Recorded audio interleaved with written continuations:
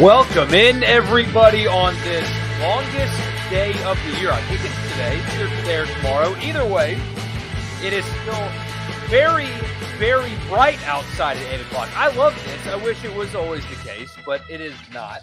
I hope you guys enjoyed it or enjoy it, because it is literally all downhill from here. It's Rebel Report Live. My name is Michael Borky. Appreciate you guys hanging out.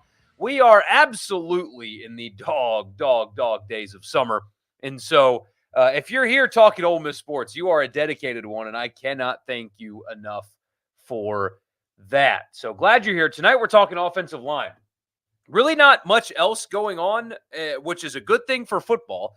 You don't want to be in the news this time of year.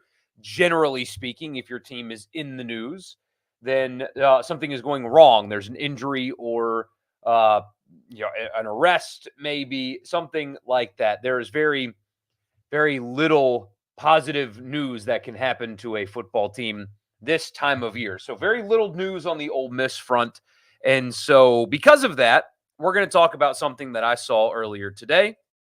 You guys have probably seen it as well.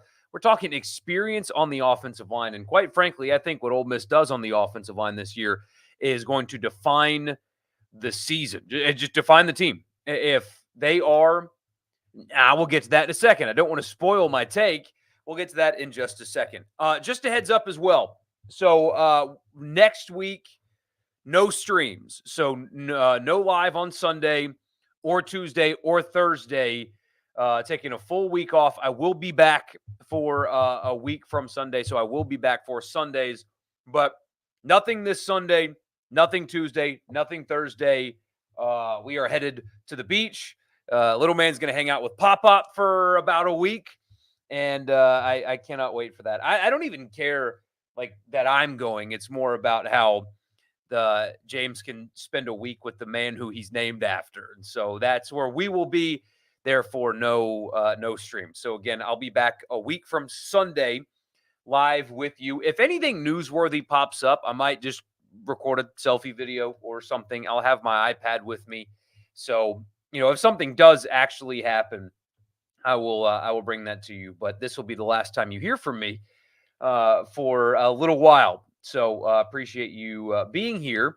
And let's have some fun. Don't forget to follow me on social media, Twitter, Facebook, and YouTube at Michael Borky, Borkey. If you're watching on YouTube, don't forget to pull out your phone in your favorite podcast app and search Rebel Report and subscribe and leave a rating and a review. I appreciate you guys doing that. Quite frankly, this is something that surprises me. The podcast numbers, despite really nothing going on and Ole Miss baseball being done for quite some time, were great lately. So thank you guys for that. There is usually a pretty dramatic drop off in this time of year, and I haven't gotten one, and that's because of you guys. So thank you for that. If you're listening in podcast form, don't forget to subscribe to the YouTube channel. Just search my name, and you will find it there. The Rebel Report is presented by the Gregory Law Firm. Injuries in sports are unavoidable, but they should not happen to you. However, sometimes, unfortunately, it does. Sometimes you jump off of a couch and hit the side of your head on a sharp corner and you get staples. And sometimes you do get you do get hurt. If that happens, if you have been personally injured, DJ Gregory of the Gregory Law Firm located in Saltillo, Mississippi has you covered. You won't just be just a number to them. You will be a person. It will be a real human interaction, not call and just get churned through the system. Call this number, though, 662-397-9799 for a personal experience with a personal injury attorney. Also, small business and contract disputes as well. So personal injury, small business, contract disputes, DJ Gregory, the Gregory Law Firm, 662-397-9799. Don't delay. Call DJ today. You guys probably saw this. Ole Miss, according to Phil Steele, leads college football in career starts on the offensive line. Ole Miss with 222, according to Phil Steele. He heavily researches this stuff. You believe his numbers because he is the best at the preview magazine game. Ole Miss has 222 career starts on the offensive line. Oklahoma is in second with Oklahoma State, forgive me, is in second with 214. That might be a sleeper playoff team, is Oklahoma State. Florida State with 190, Louisville 172, Purdue 165, Kentucky 156, Iowa 154. See, already, we're already getting the number is shrinking rather dramatically. Nebraska 152, Oregon 144, and Tulane 143. So there are 80 starts separating number 1 and number 10 in all of college football. So Ole Miss has a disproportionately experienced offensive line. And we talked about it a bit on the radio show. And, Richard kind of disagreed with me when I said that the experience it's great. The depth is great. It is. But that unit was awful last year. And awful is a relative term. Wasn't the worst in college football, but it was awful for a team that has playoff aspirations this year anyway. That was not a championship caliber or a championship winning offensive line. They would have made the playoffs, but with the right draw, they possibly could have been one and done in the playoffs. They were able to scheme around it. They're lucky that their quarterback is tough as hell, and they had a running back that's had yards after contact that was elite a year ago. You guys saw it just as much as I did. Not even just the Georgia and Alabama games, although if you want to be a championship team, you have to get through a Georgia and an Alabama to get there. So Georgia and Alabama absolutely whooped Ole Miss up front. It was a complete and total mismatch. But even Tulane, hell, Arkansas, there were times where Ole Miss struggled with. I know that the game was in a weird spot, lack of motivation, all that. But like even Louisiana Monroe had some success getting after Jackson Dart against Ole Miss. They were not good enough up front on the offensive line at all a year ago. So if it was just the same guys returning with all that experience, I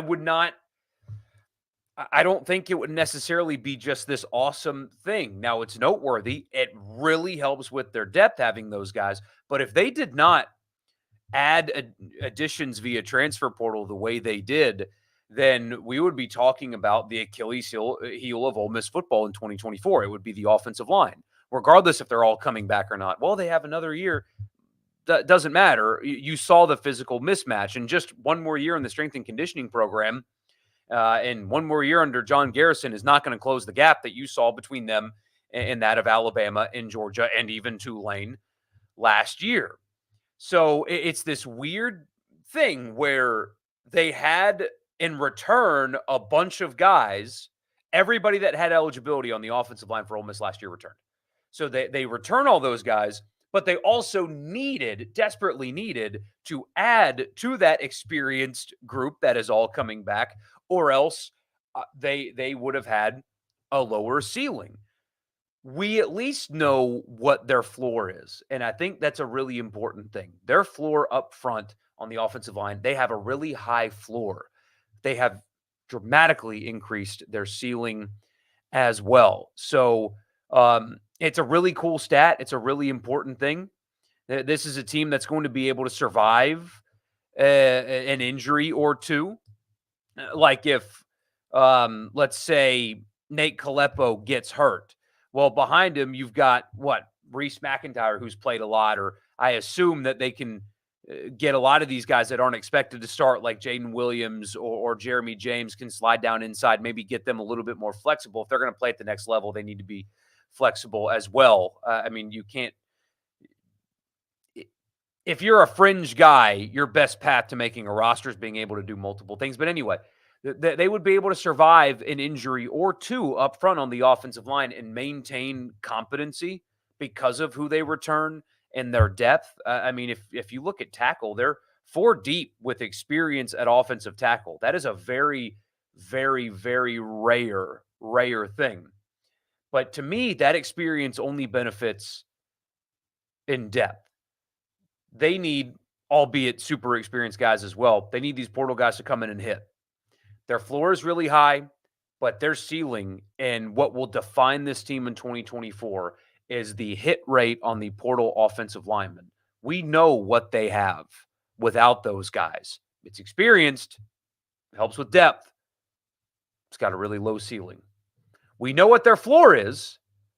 How high can the 4 portal additions take this offensive line? That will define their season more than anybody else, any position group, any player, including Jackson Dart, Juice Wells' health, Priestcorn's health, none of it, Uman Mielen's health, none of it to me is more important than having a good hit rate with those 4 offensive linemen. That will define Ole Miss in 2024. We'll get to your comments after I tell you the podcast is brought to you in part by Advantage Business Systems. Check them out online, absms.com. That's the website. If your Mississippi business is in the market for office technology, anything from copiers and printers and mail machines to cloud storage, data security, IT projects, phone systems, whatever it is, if it's technology and it's in the office and your Mississippi business needs it, check them out today. Advantage Business Systems, absms.com. The podcast is also brought to you by Priority One Bank. Let them make you their priority. They got 16 locations here in Mississippi, so there's very likely to be one in your backyard. They make you their priority with their local loan servicing and decision-making. So if you need a loan or need that loan serviced, Priority One Bank will have somebody that sits down with you. You don't need to get on Zoom or talk to somebody out of state because Priority One Bank makes you their priority. Good evening, Chris. Glad to see you. You were first. Appreciate you, man. Thank you for being here. Who am I taking in the College World Series Finals? Feels like a lose-lose for most fans. I'm taking the Meteor. That's who I'm taking. Is the Meteor. No, I posed the question on the radio show today, and some of the texts that we got were funny about this. Is this the worst possible matchup for an SEC fan?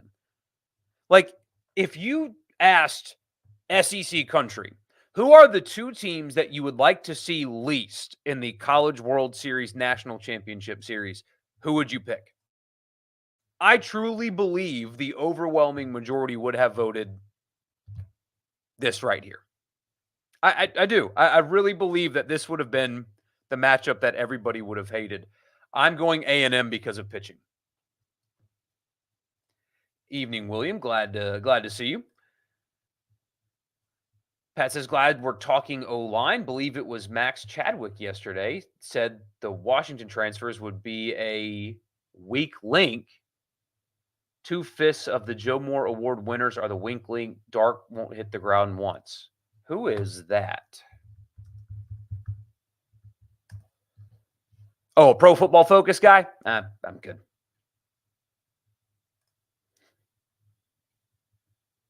Yeah, I'm sorry. I'm going to be gone next week. But Pat, you know I love you and I appreciate you. But no. I will be doing. I'll be gone this week, and then at media days. But you guys are this feed is going to get flooded with content during SEC media days. I cannot wait. It might be too much. Like, I'm worried that I'm going to stack it too much to where it all will get lost in the shuffle. Like, I can't wait for that. So that you guys won't feel that. There's a bachelor party in mid-August that I will miss a Thursday for, but I'll be back for Sunday.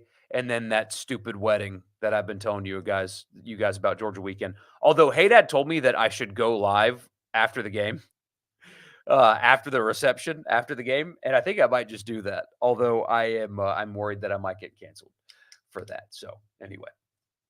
Last year, the line was an unmitigated mess during 2 stretches of the season, from Tulane to Alabama, and then again from Georgia to State. Was really impressed how they schemed it up in the Peach Bowl. Yeah, they schemed around it because they got kind of smashed up front in that game too. Yeah, that's where Richard and I disagreed just a little bit today, because his response was, well, doesn't Alabama and Georgia kind of dominate everybody up front? And yes, they do, but what are we talking about Ole Miss's goals in 2024 are? Is it going 10-2 again? I mean, people I think would be satisfied with that depending on what they do in the playoff, but their aspirations are championship. That's what they think that they can be. And unless there's like really significant improvement on the offensive line, they will not be that. That's why I talked earlier, ceiling floor, said that too many times, frankly. But that really limits what their ceiling is if they don't get any better up there. I think they have, but if they don't, they've got a lower ceiling than this team should, considering how good they have done everywhere else on the field. Hey everyone, hope your evenings are going well. That's awesome, Ryan. Thank you. Hope yours is as well. Appreciate that. Something a lot of us forgot about last year is the sheer amount of holding penalties on the line. That too happened every week and kept Ole Miss from giving Texas A&M a kill shot early. If that doesn't get called back, that game is like 42-17. I firmly believe that. Hello from Connecticut. Wow. Wow. Appreciate you. I've loved listening to your show for years and finally wanted to say hello. Well, appreciate you, man. Glad that you're here. Um, what brought you to Connecticut? That's awesome. I've heard great things. Much nicer weather this time of year, I assume, than what we're dealing with. Although it was like 86 today. Wasn't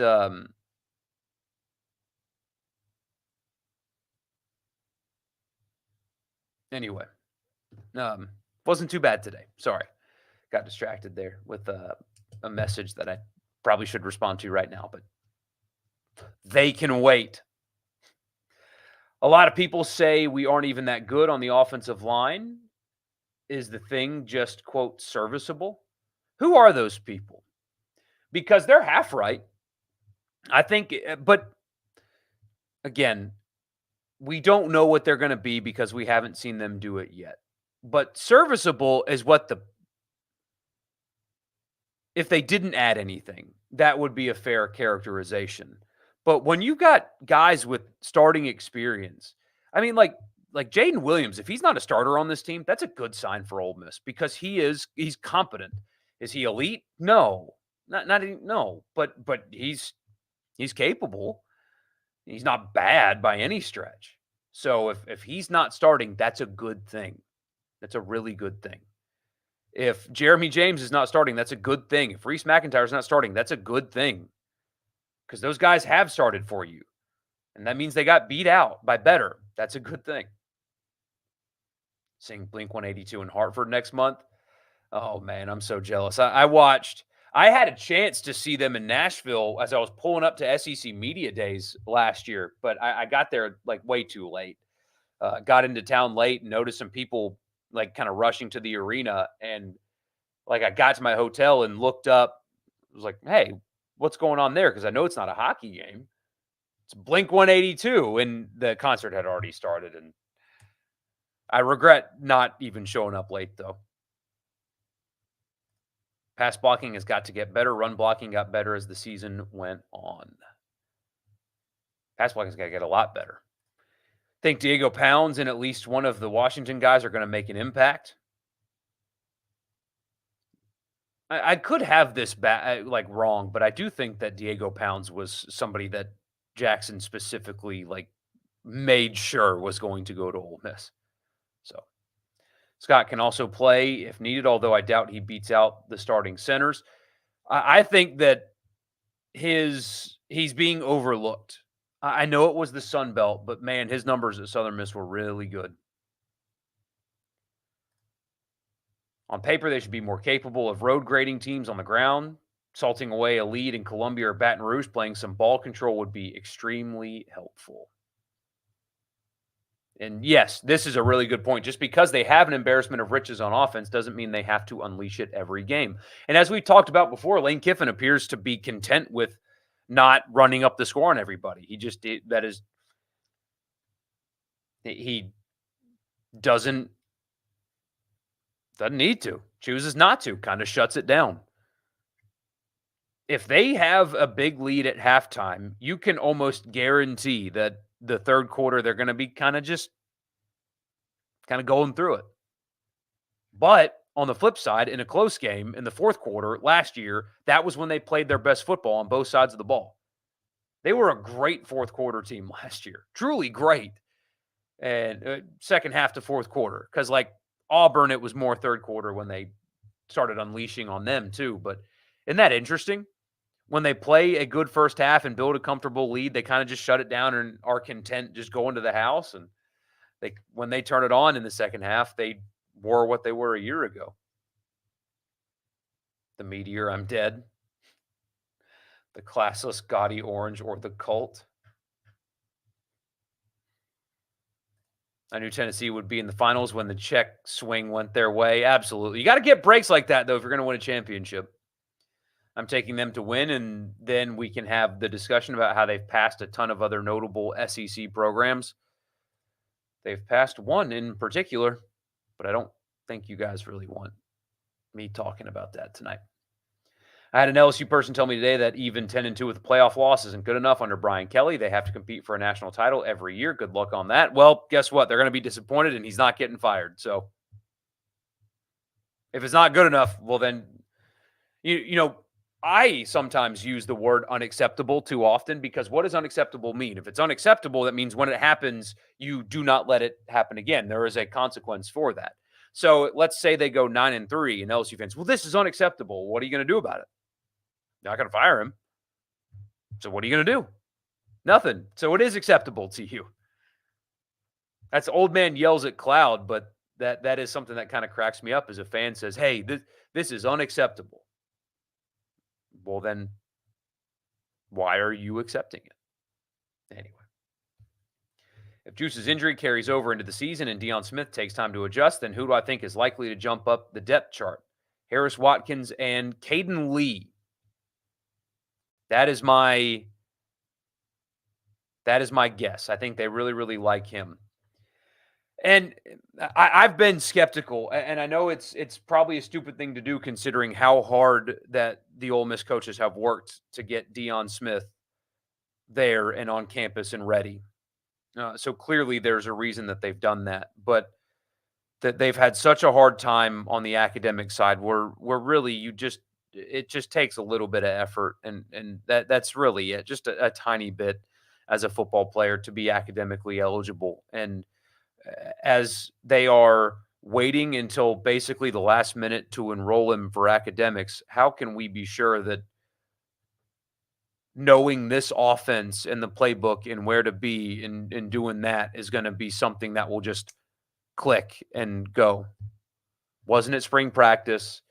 I mean, I am skeptical, and I think it's fair to be skeptical. I personally, if I were you guys, would be much more excited about Trey Harris and Jordan Watkins.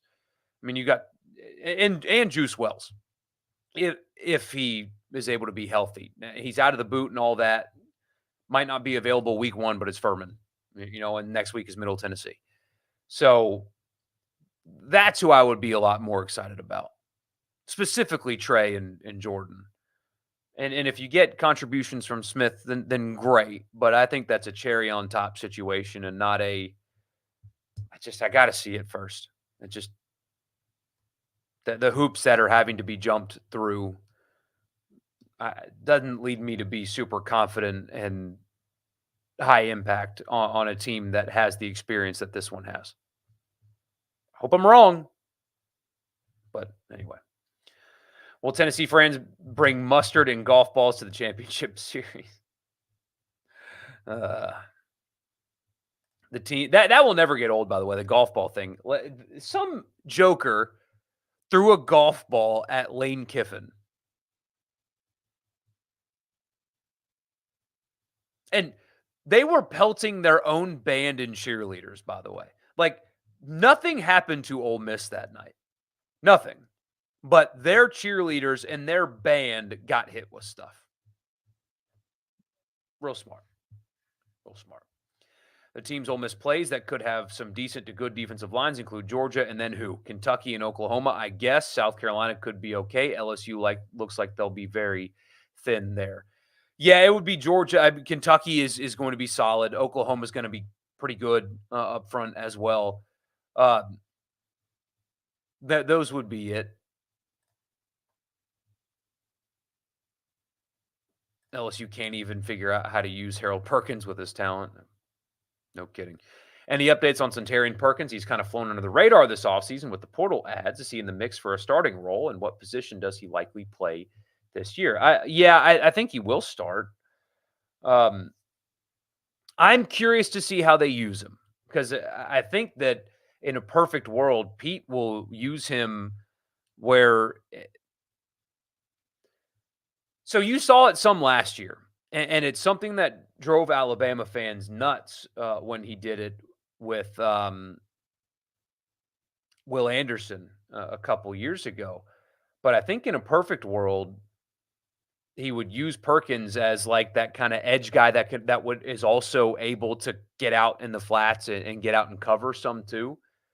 But I mean, I really liked what I saw from Dudley in the bowl game, and a lot of people are talking about him in a positive way, and maybe there's something to that because it looked like there'd be something to that, but I could be wrong. I don't know. I know so little comes out of that program, and like I'm not going to lie to you and think that I've got inside there. I don't. I'm just more thinking out loud. But I do think Perkins's athleticism can fit in that role that Anderson played. Where although Perkins is smaller, of course, um, but where he's on the edge, you saw what he's able to do.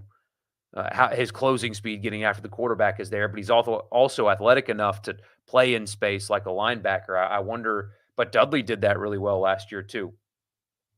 I wonder if that's where Pete sees his future, like an edge linebacker, not like an edge rusher like Uman Mielen or Ivy, but like an edge linebacker. I don't know. I don't know. We will have to see. We will have to see. But anyway. Look at when they played Vanderbilt, beat them 33-7 and took the gas way off after the big lead. Absolutely. Talked to a current Southern Miss lineman. Scott has experience at every position on the line and is above average at all of them. He's going to be so useful for this team. And also anytime, that Southern Miss gets brought up, especially since you talk to a current lineman, I hope that they're getting guided as best they can, trying to navigate the murder of a teammate.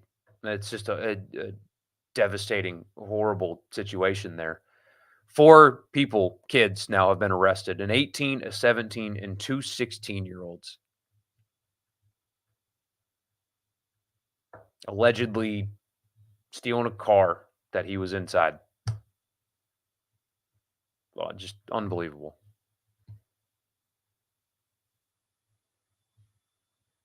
You expect Dart's numbers to be good again, but not Heisman caliber. I don't think he'll have to be as expendable as Corral was when he was lighting up the stat sheet, passing and running for 200 yards. Yeah, I really think that you're going to see a toning down of Dart's rushes until it matters this season. This team should be good enough to win without sensational performances. Frankly, a lot like Michigan last year in McCarthy. Now, I think that McCarthy is good, not great, and he got overhyped because the team around him was really good. But what were his numbers last year? I think Dart is more athletic than McCarthy, but why is it so hard to get college stats? Just because he plays for the Vikings now, when you pull up JJ McCarthy on ESPN, it gives you the Vikings, but no stats because he hasn't recorded any yet. He only threw 332 times for 2,991 yards, 22 touchdowns, 4 picks. I think Dart will throw for more than 299 probably, but it might feel similar. Just don't really need to go crazy.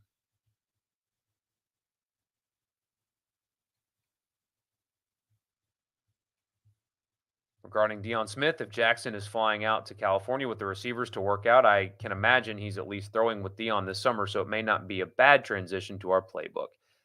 Yeah, true. If that does happen, I have my doubts. And I think it's fair to have those doubts. But Lane's offense is more about total efficiency than making one guy a complete superstar. That's why they had 3 guys above 700 yards receiving last year.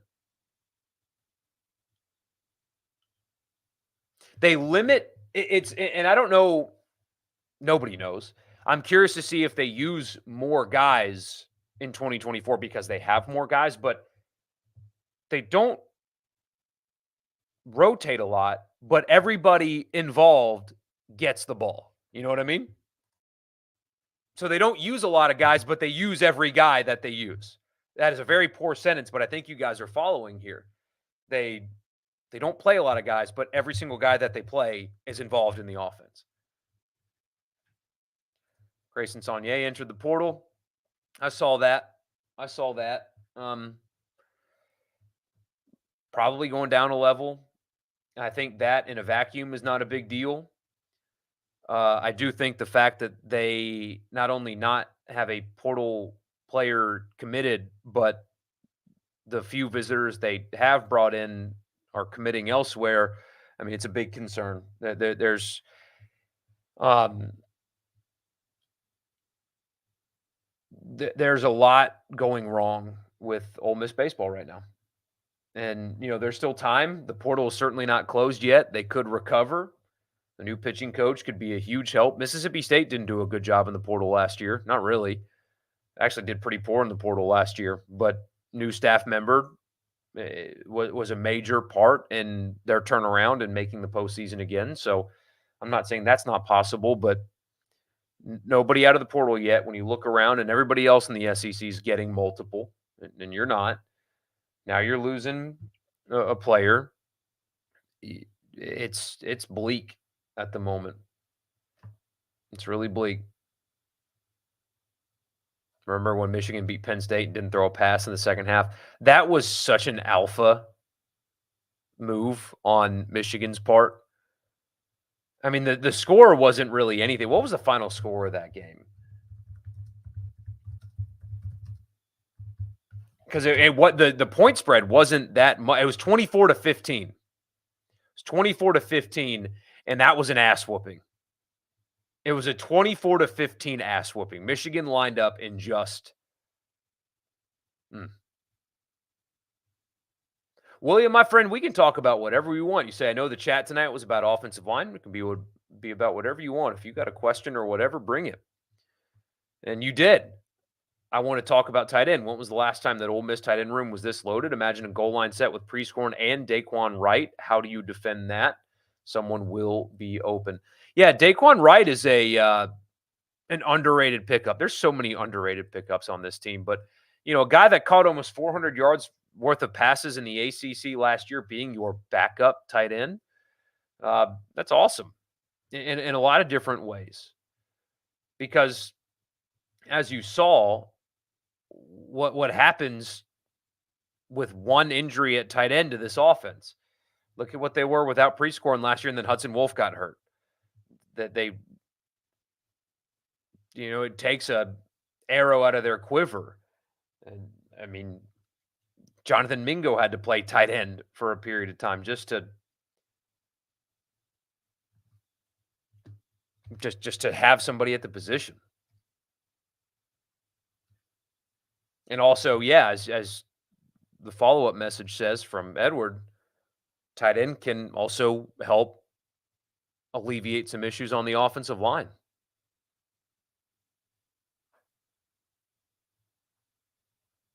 Prescorn's an underrated blocker. He's just all around good at everything. He might be, I think the only thing that's holding him back, I think, aside from health, he might be a step slow for the NFL, but it doesn't matter. It clearly can get it done in college. But I think that would be the thing that would hold him back from being a high-level draft pick, is he might be a step slow because the hands are obviously very good. Upstairs, he's got it all figured out. Physical, big guy. That might be the only thing. Just saw a poll with Ole Miss 14 and Penn State 5. How ridiculous is that? Who did that? I need to know who, because I think most of us are out on baseball until further notice. Yeah, the analytics show that too. By the way, not good. Drew Aller sucks. I've seen a lot of hype for him, and I don't get it. Ole Miss ate him up. He was very bad. I mean, at no point last year, because I watch a lot of college football. I do. More than most people, I think. So I watched a good bit of Penn State last year. At no point did I think that dude's playing in the NFL, let alone being a first round pick like some people think that he can be. That poll screams Big Ten bias. Yeah, I need to know who did that. I mean, Ole Miss at 14 is goofy, and Penn, like both of those are just like you can't. Whoever did it cannot rationally explain why they arrived at that point. You know what I mean? There's no way that either one could explain that adequately. So, look back at the last two games, and his catches in the Peach Bowl were ridiculous. Then you have the amazing call against State. Yeah, he finally got healthy. Man, what he was battling in the off, or not in the off season, like through camp, he got hurt. Man, he got really hurt. So, I've also seen LSU and Tennessee ahead of Ole Miss multiple times, especially LSU.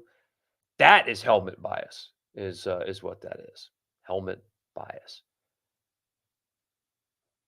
Jerry, glad to see you, man. Fishing is getting hotter along with the weather. I'm going to drive down there and make you take me fishing. Yeah, and William, I forgot about that. The passing of his father.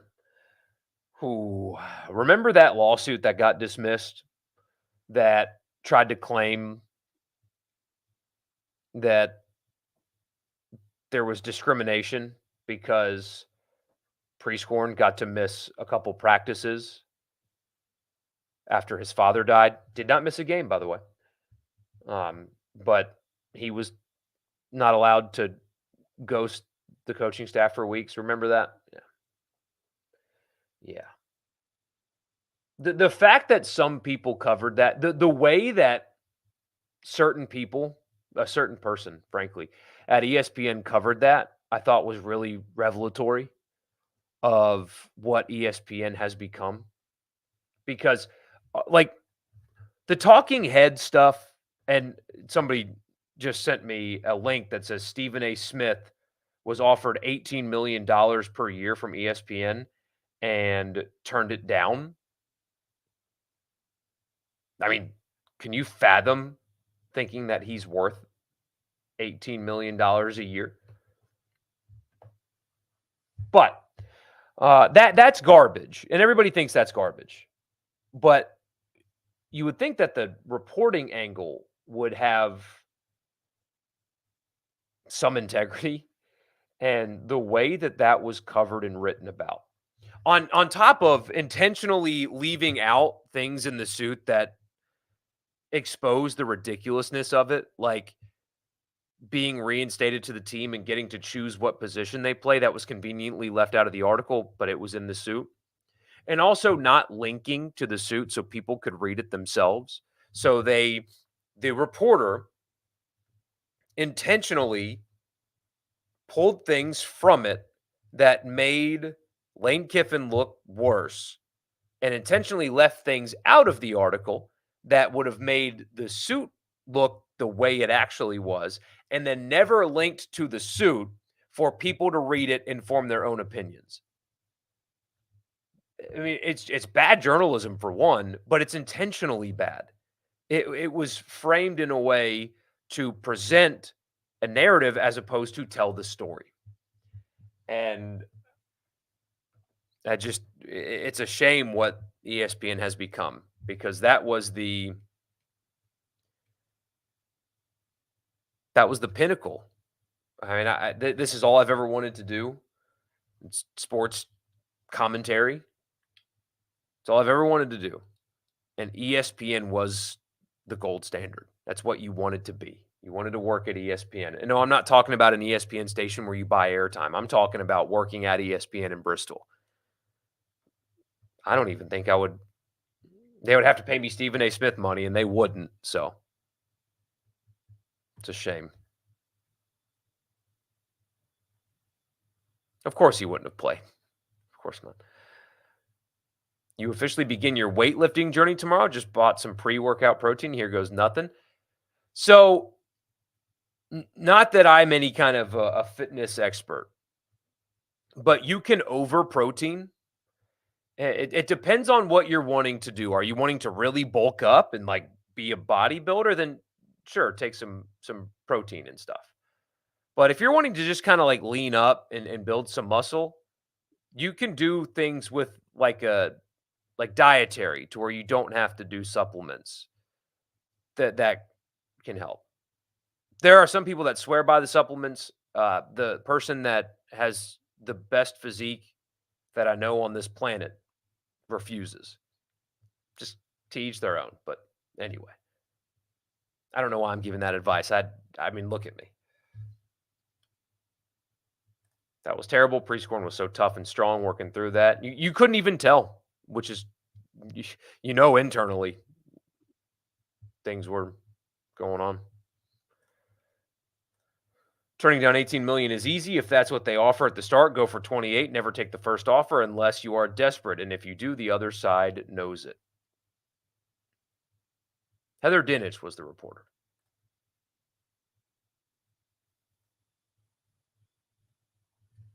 Here, I'll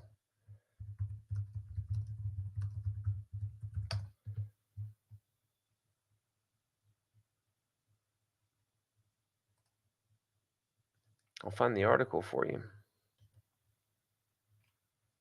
No, this one is just their motion to dismiss. But anyway, that's who it was. Journalists in today's day and age purposely leaving critical information in their news dumps. Color me shocked. No kidding. Love seeing that Jordan Watkins was a groomsman for Prescorn's wedding as a brand new teammate so his father could see it. Shows great character with the guys on his team. Yeah. And everything you hear about Prescorn is.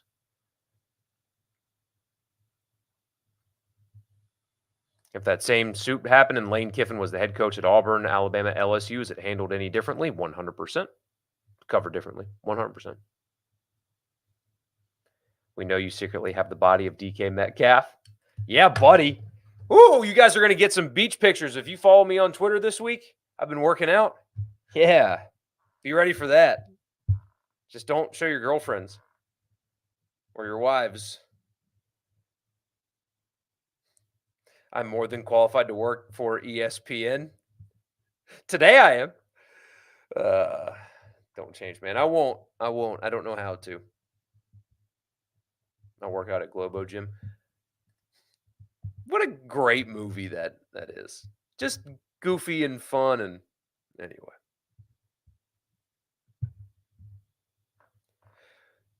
So you're okay. So you're trying to lose weight. Then again, I'm not an expert. This is just my experience. So during college, right towards my junior year, I got up to almost 300 pounds. I was about 290. I am 190 today. My playing weight, I played linebacker, was about 235, but that was a good 235. But what I would recommend, if you care, is if you are trying to first lose weight, if you think that if you're overweight, as you say, so I'm not saying anything that you didn't, I wouldn't do the pre-workout stuff. That I would just do calorie deficit, just eat really clean, and do things like body weight workouts, stuff like that. Just going to the gym and like doing bench press and stuff with as big as dumbbells as you can. It'll help you lose weight for sure, but you don't need to do like high protein pre-workouts when your goal first is to lose a lot of fat. That's just I'm there. There's probably some person that is a dietitian or something that would tell you that I'm out of my mind. But what worked for me, where I lost the weight is, I mean, I went from 290 to 200 in one summer, and I never went to a gym. I did at home body weight workouts that I found on YouTube, and I ate fewer than 1,800 calories a day. I ate a lot of grilled or baked chicken, rice, broccoli, stuff like that. I operated at a calorie deficit, and that's where all the weight came off. It wasn't going to the gym and doing that kind of stuff with pre-workouts and all that. It was calorie deficit, and boom, that weight just fell off of me. That's what I would recommend if that's your goal. But again, I'm just an idiot. So, will Ole Miss get a commitment tomorrow? People keep hinting at it. Do I know who it is? No, I don't. Yeah, so I was that big. I did get that big. I wonder if I still have a picture. A lot of people don't believe me that I weighed that much. I guess I've got pretty big hips and wide shoulders, and I'm not tall, but I'm 6'2", and so I carried the weight pretty okay. I guess that's what people used to tell me. I don't know if I have a picture of me that size anymore. I don't. Um, but yeah, it was drinking beer and eating frat house food 6 days a week. And okay, this one's not too bad. So this is 5 years ago. So I was pushing like 245 here too, because I put some weight back on. So yeah, this is me about 5 years ago. That's the best example I can give you. And then, by the way, that's with Prince's guitarist of all things. Got to interview him for the radio show. That's who that guy is. Anyway, um, and now you guys only get the upper half, which is probably for the best. But um,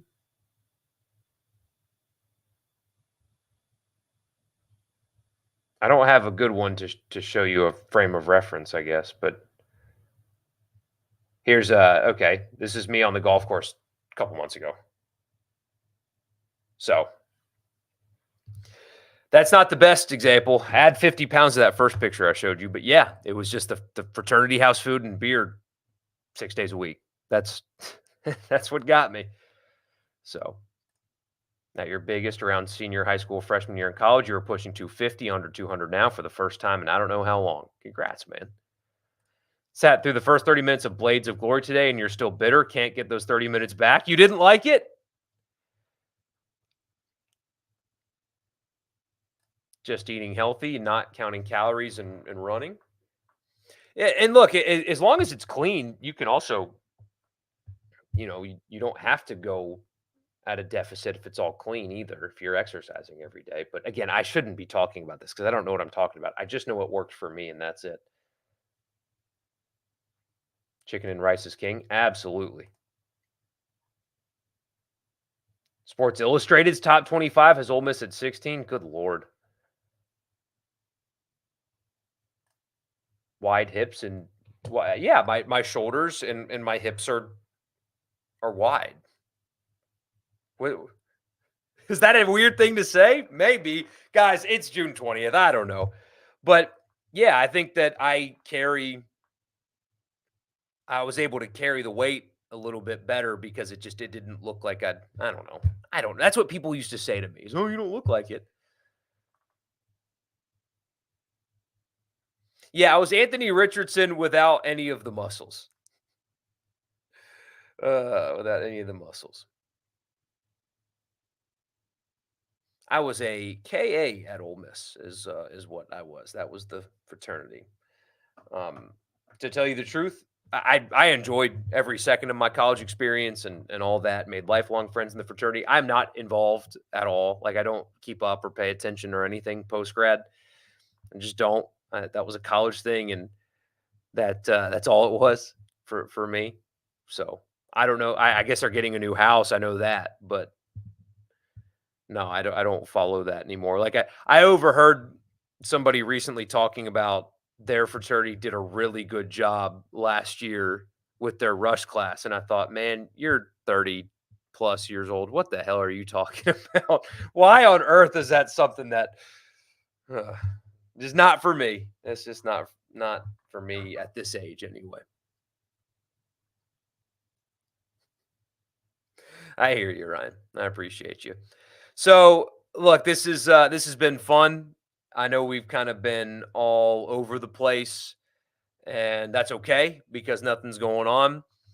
We'll have a good, solid week off. Hopefully, a lot to talk about when we get back, and then shortly thereafter, we're going to media days, and then boom, it's football season. So, if you are here, forgive the talking about whatever the hell we talked about for the last 20 minutes or so. But I'm just glad that you guys are here and hope you guys have a really good week. And I will see you a week from Sunday. Y'all be good. Y'all be safe. Stay cool. It's gonna be hot, and I'll see you soon. Appreciate you, and I'll talk to you soon.